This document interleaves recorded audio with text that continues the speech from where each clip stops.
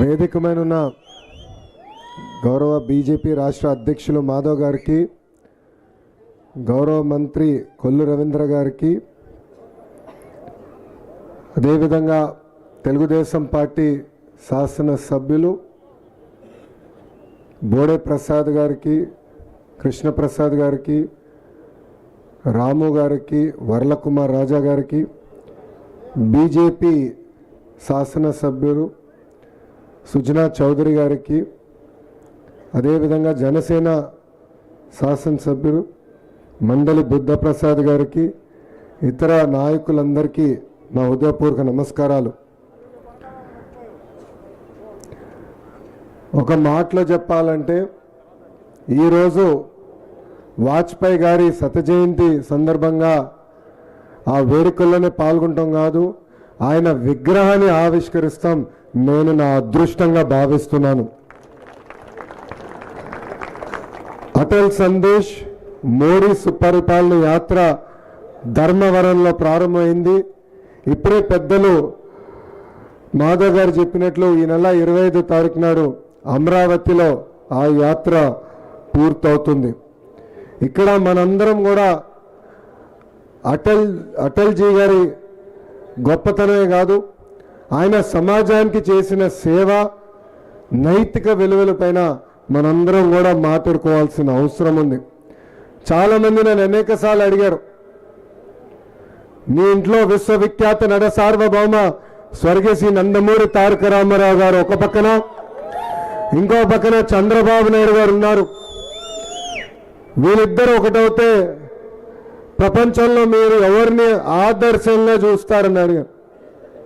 నేను అనేకసార్లు చెప్పాను, ఒక మత్స్యకార గ్రామాన్ని ఈరోజు డెవలప్ దేశంగా తయారు చేసిన సింగపూర్ ఆనాటి ప్రధాని లీ కువాన్ యూ గారు ఒక పక్కన అవుతే, మొత్తం భారతదేశాన్ని కలిసికట్టుగా ముందరికి తీసుకెళ్లిన అటల్ బిహారీ వాజ్పేయి గారిని నేను ఆదర్శంగా తీసుకుంటున్నానని. ఈరోజు నేను విద్యాశాఖ మార్చలు అయిన తర్వాత సమాజంలో నైతిక విలువలు రావాలి, విద్యలో నైతిక విలువలు రావాలి నేను మాట్లాడుతున్నా. కానీ సమాజంలో నైతిక విలువలు అంటే ఏంటో చూపించిన గొప్ప వ్యక్తి అటల్ బిహారీ వాజ్పేయి గారు. అటల్జీ గారి గురించి ఎవరిని అడిగినా చాలా అద్భుతంగా మాట్లాడతారు. వాస్తవంగా చెప్పాలంటే ఆయనకి ప్రతిపక్షమే లేని వ్యక్తి అటల్ బిహారీ వాజ్పేయి గారు. డిసెంబర్ 25, 1924లో జన్మించినారు. ఆయన చిన్న వయసు నుంచే ఆయన జీవితాన్ని కవిత్వానికి, దేశానికి అంకితం చేసిన వ్యక్తి. 18 సంవత్సరాల వయసులోనే క్విట్ ఇండియా మూవ్మెంట్లో ఆయన భాగస్వామి అయ్యారు. దేశం కోసం జైలుకి వెళ్ళారు. దాని తర్వాత 10 సంవత్సరాలు లోక్సభలో గెలిచారు, 2 సార్లు రాజ్యసభ ద్వారా ఏకంగా పార్లమెంట్ సభ్యుడు అయ్యారు. అటల్ బిహారీ వాజ్పేయి అంటేనే మనందరికి ఒక నమ్మకం. అటల్జీ అంటేనే అభివృద్ధి, అటల్జీ అంటేనే సుపరిపాలన. మనం చూసాం 3 సార్లు ఆయన ప్రధానమంత్రి అయ్యారు. మొదటిసారి కేవలం 13 రోజులు ఆయన ప్రధానమంత్రి అయ్యారు. ప్రధానమంత్రి అయిన వ్యక్తి జనరల్గా శాశ్వతంగా ప్రధాని ఉండాలని కోరుకుంటారు. మెజారిటీ లేకపోయినా ఎట్టి పరిస్థితుల్లో నాయన భయాన సపోర్ట్ సంపాదించాలని కోరుకుంటారు.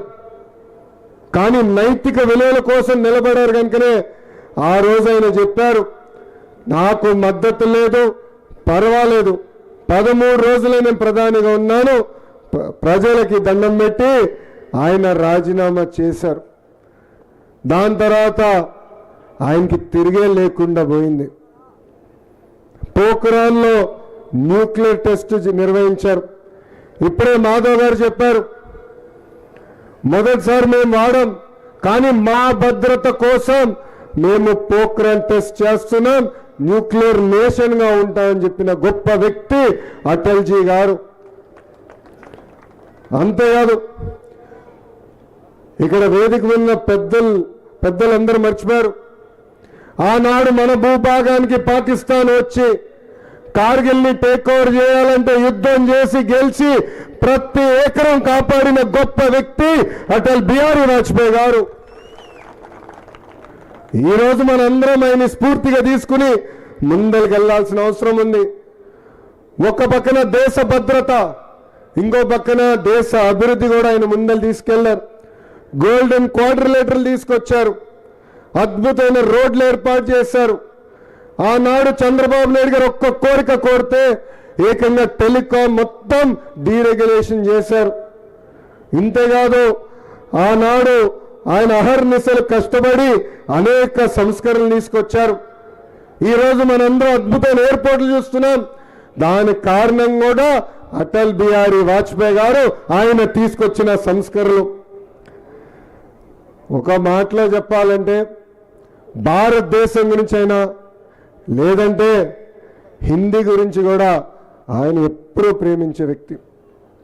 యునైటెడ్ నేషన్స్ సాక్షిగా హిందీలో మాట్లాడి అదరగొట్టి స్టాండింగ్ ఓవేషన్ కూడా పొందిన గొప్ప వ్యక్తి అటల్ బిహారీ వాజ్పేయి గారు. నాకు అటల్జీ గారిని కలిసే అవకాశం దక్కలేదు. అటల్జీ గారి గురించి ఎప్పుడు చంద్రబాబు నాయుడు గారి దగ్గర నుంచి తెలుసుకున్న వ్యక్తి. వాళ్ళిద్దరి మధ్యలో ఉన్న ప్రేమ చూస్తే ఒక తండ్రికి కొడుకు మధ్యన ఉన్న ప్రేమ. ఆనాడు ఒక ముఖ్యమంత్రిగా ఢిల్లీకి వెళ్తే కొడుకు వస్తే ఎంత సంతోషం పడతాడు ఒక తండ్రి, అలా అటల్ బిహారీ వాజ్పేయి గారు చంద్రబాబు నాయుడు గారు చూసి ఆనందపడ్డేవారు, కౌగులించుకునేవారు. ఇప్పుడు మాట్లాడుతున్న డబుల్ ఇంజిన్ సర్కార్ 1998లోనే ఆంధ్ర రాష్ట్రానికి డబుల్ ఇంజిన్ సర్కార్ ఏర్పడింది. ఈరోజు హైదరాబాద్ ఇంత అభివృద్ధి చెందిందంటే దానికి కారణం ఇక్కడ ఉన్న అటల్జీ గారు. బాబు గారు ఒక్క కోరిక కోరారు, ఐఎస్బి కావాలంటే కలిసికట్టుగా తీసుకొచ్చారు. ఇన్సూరెన్స్ కి సంబంధించిన రెగ్యులేటరీ ఏజెన్సీని ముంబైలో కాదు హైదరాబాద్ లో కావాలని కోరితే అటల్ బిహారీ వాజ్పేయి గారు శాంక్షన్ చేశారు. ఆనాడు ఆఫ్రో ఏషియన్ గేమ్స్ హైదరాబాద్ లో మేము నిర్వహిస్తామంటే నిర్వహించండి, కావాల్సిన ఇన్ఫ్రాస్ట్రక్చర్ కి నిధులు కూడా కేటాయించిన వ్యక్తి అటల్ బిహారీ వాజ్పేయి గారు.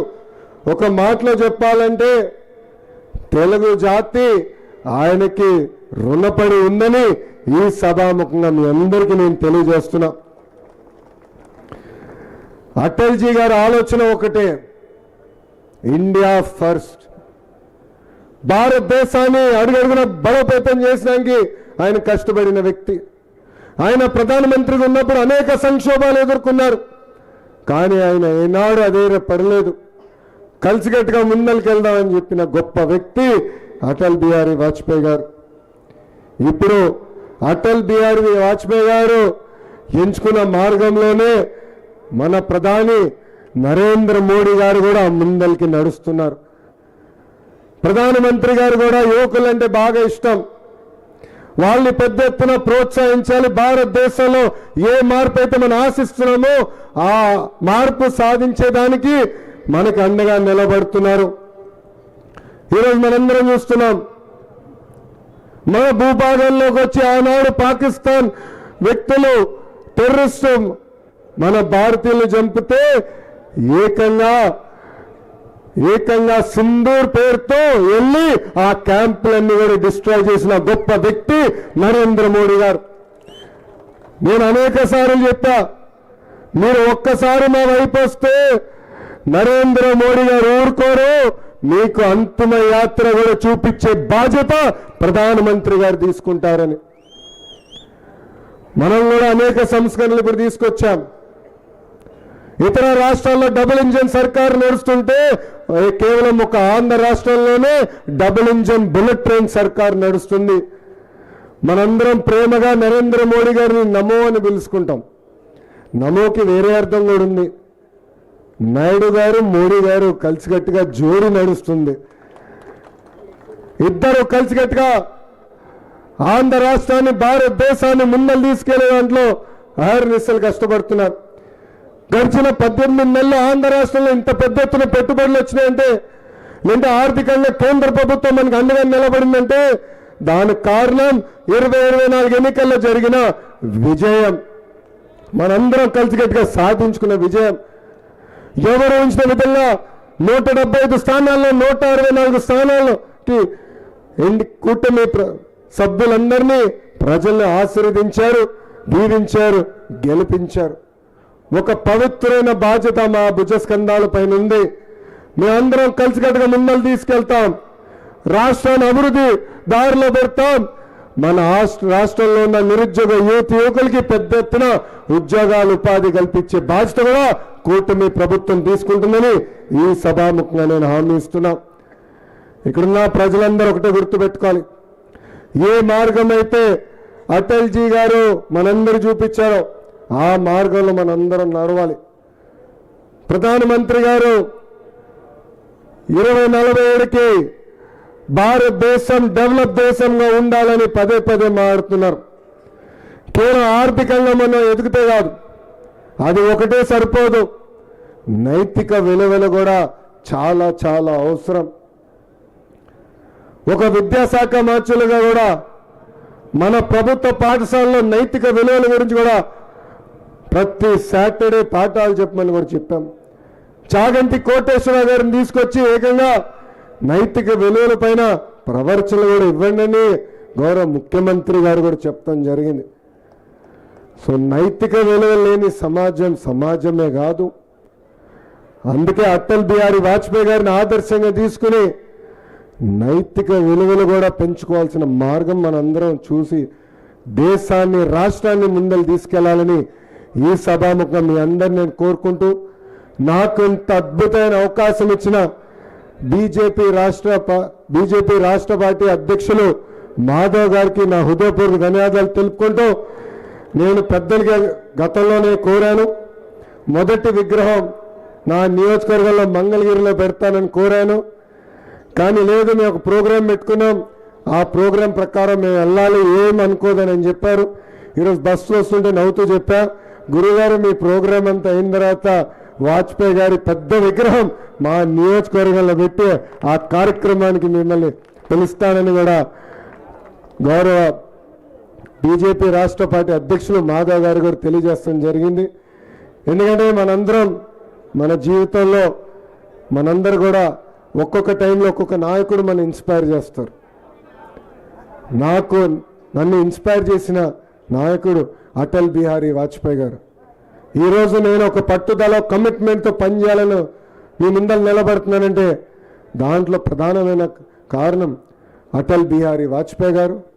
అహర్నిశలు ఆయన ఏ మార్గం అయితే మనందరి గతంలో చూపించారో అదే మార్గంలో నేను కూడా నడుస్తానని ఈ సభాముఖంగా ఆంధ్ర రాష్ట్ర ప్రజలందరికీ నేను హామీ ఇస్తూ మీ అందరి దగ్గర నుంచి సెలవు తీసుకుంటున్నా. అటల్ బిహారీ వాజ్పేయి గారి నాయకత్వం, అటల్ బిహారీ వాజ్పేయి గారి నాయకత్వం. జై హింద్, జై హింద్. థ్యాంక్ యూ అమ్మా. అటల్ బిహారీ గారి గురించి అద్భుతమైన సందేశం మనకు అందించిన నారా లోకేష్ బాబు గారికి మనందరి తరపున హృదయపూర్వక ధన్యవాదాలు తెలియజేసుకుంటున్నాం. ఈ సందర్భంగా అతిథులకి అలాగే నారా లోకేష్ బాబు విశిష్ట అతిథిగా వచ్చిన